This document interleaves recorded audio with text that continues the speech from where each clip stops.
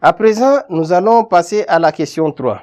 À la question 3, on nous dit ceci. On fait réagir l'acide sur un alcool B saturé non cyclique. On obtient un ester C de masse molaire 88 grammes par mol. La masse molaire est de 88 grammes par mol. Ça, c'est la masse molaire de l'ester. 88 grammes par mol. Maintenant, la question est de déterminer la formule de l'ester C. A. Formule de l'ester. Formule de l'ester C. Maintenant, nous avons une réaction entre un alcool et un acide carboxylique. Alcool plus acide carboxylique nous donne ester plus eau. Alcool plus acide carboxylique donne ester plus eau. Maintenant, comment se prendre pour déterminer la formule bride? Premièrement, nous allons d'abord écrire l'équation. L'acide carboxylique est de HCOOH. Mais l'alcool en question, on ne connaît pas sa formule. Donc, on écrit la formule générale. Plus CnH 2n plus 1 OH qui nous donne ester plus eau. Ça veut dire on obtient HCOO tiré CnH 2n plus 1 et puis plus H2O.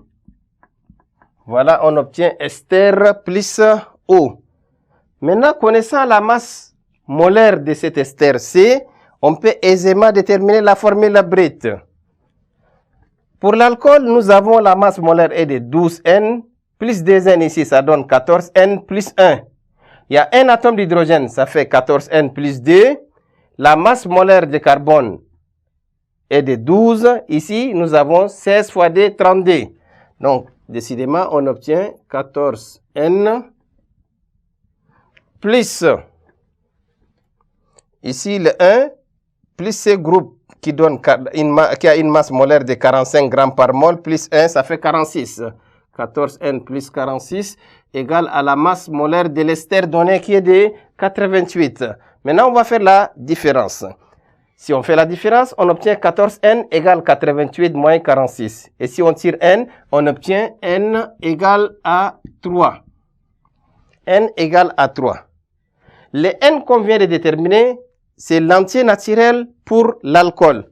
Ne perdez pas de vue que nous avons un atome de carbone ici, dans la formule de l'ester, plus un atome d'hydrogène et 2 atomes d'oxygène. Donc, pour l'ester C, la formule brite sera Cn plus 1, H2n plus 2 et OD. Donc, on obtient C4, H2n plus 2, ça fait H8, OD. Voici la formule brite de l'ester en question. À présent, on passe à la question B pour déterminer la formule brite de l'alcool B ainsi que ses formules semi-développées et la classe de l'alcool correspondant. B. Formule brite de l'alcool.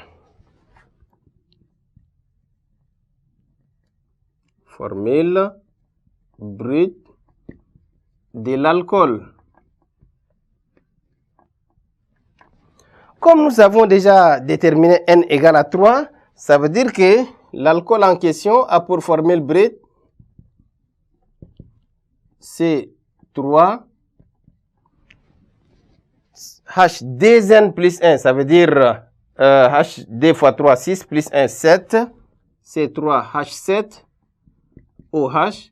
Ou bien, on peut écrire tout simplement C3 H8O. Voici la formule brite de l'alcool. Maintenant, on va chercher les formules semi-développées. Comme N égale à 3, nous allons avoir 2 exposants, 3 moins 1. Ça veut dire 2 exposants 2. On n'a que 2 formules semi-développées possibles. Formule semi-développée de l'alcool. Formule semi-développée de l'alcool. Premièrement, on va avoir CH3, CH3, CH2, CH DOH. Son nom, c'est le propane 1-ol. Et il est de la première classe, c'est-à-dire c'est un alcool primaire.